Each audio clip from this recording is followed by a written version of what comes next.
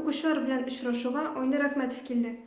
Ул оратор осталыгы һәм soft skills буенча белгеч, Бизнес Арда яшь эшмәкәрләр клубына нигез салучы һәм җитәкчесе, татарча күп санлы проектлар авторы, алып баручы, КВНчы, сәяхәтче, ә белеме буенча гамәли математик.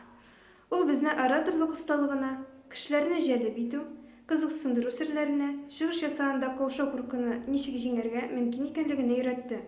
Кызыклы ситуацияләрне бергәләп гамәлдә эшләп карадык. Сәгать ярымлык очрашу бер тында үтте. Вакыт узганы сизелмәде дә. Ахырдан без аның белән аерым сөйләшеп, әңгәмә корып алдык. Айнур абый, сез безгә бүген очрашу белән килдегез һәм миңа бу очрашу бик ошады.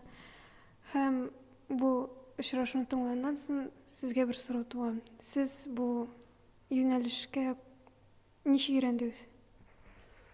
Мин 9-10 класстан башлап КВН уйный башладым. Һәм үзем лицейда укый идем инде математика, физика буенча, информатика.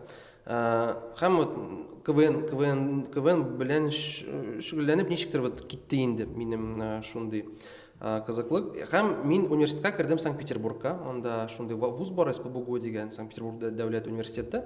Мин анда укый башладым. Беренче курста факультет прикладной математики процессов управления дип атала. Һәм мине белделәр дә профсоюзда мин КВН уйнаганны.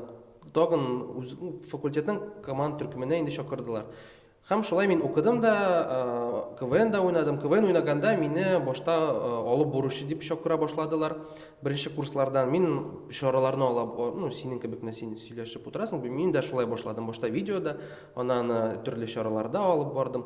Аннан соң икенче курста мине чакыра башладылар. Ниндер кызларны, анда бар бит инде шундый конкурслар, Мисс факультет дигән. Мине чакырдылар шул кызларны әзерләргә импровизация буенча. Һәм мин шулай беренче ниндер тренингны алып бардым. Һәм шулай китте инде. Һәм мин әле 5 ел шулай ораторлык буенча мастер-класслар алып барам. Сез бүгенге көндә Бизнес Арданың җитәкчесе һәм нигез салучысы булып торасыз.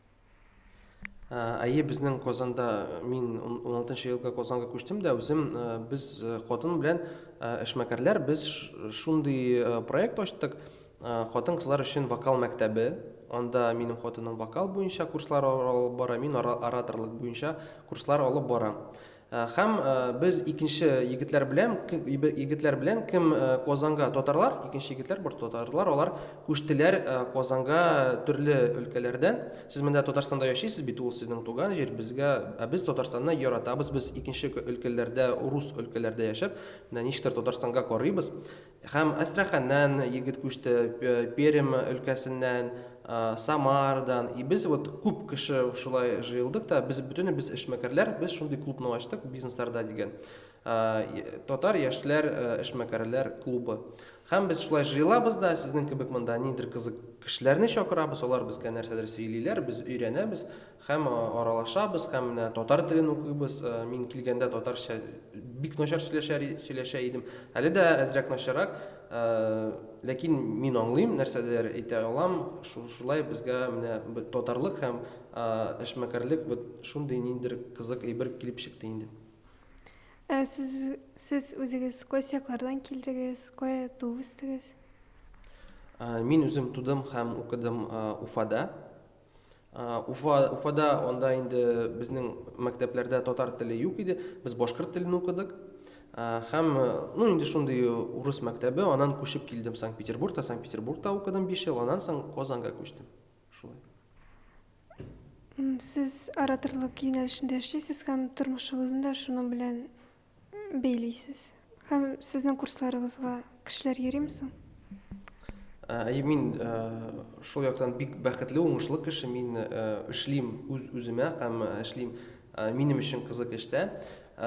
Кешеләр бар, кешеләр йөри, аларга бик кызык, аларга ул бик кирәк.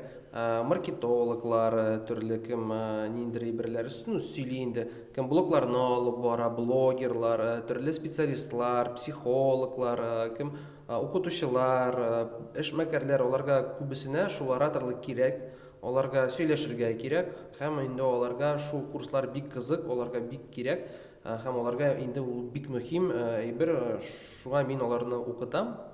Чыгыш ясарга, сөйләшергә, кешеләр белән аларга бик ошый, йөриләр.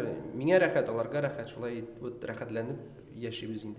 Сез бүген безгә чыгыш ясадыгыз һәм миңа бу чыгыш бик нык ошады. Һәм менә без сезнең белән, мәсәлән, кеше белән сөйләшкәндә нәрсә онытмаска һәм белергә тиешбез? Менә кара, беренче тапкыр без карарга тиеш, мин сиңа, син миңа. Мин менә син миңа бер нәрсә әйтсәң, мин шулай карап утырсаң, синең өчен ул бик инде рәхәт булмый. Ниндидер дискомфорт син тоясың. Икенчеләп, мин ябылырга тиеш түгел. Вот шулай утырсам, или синнән менә ничектер вот шулай. Ну, ничектер вот менә сез бит күрәсез, ничектер картинка не складывается, шулай бит. Сез күрәсез, мин аңа ничектер ябыл. Шуның өчен без менә әйбәт утырабыз, мин сиңа, син миңа карыйсың.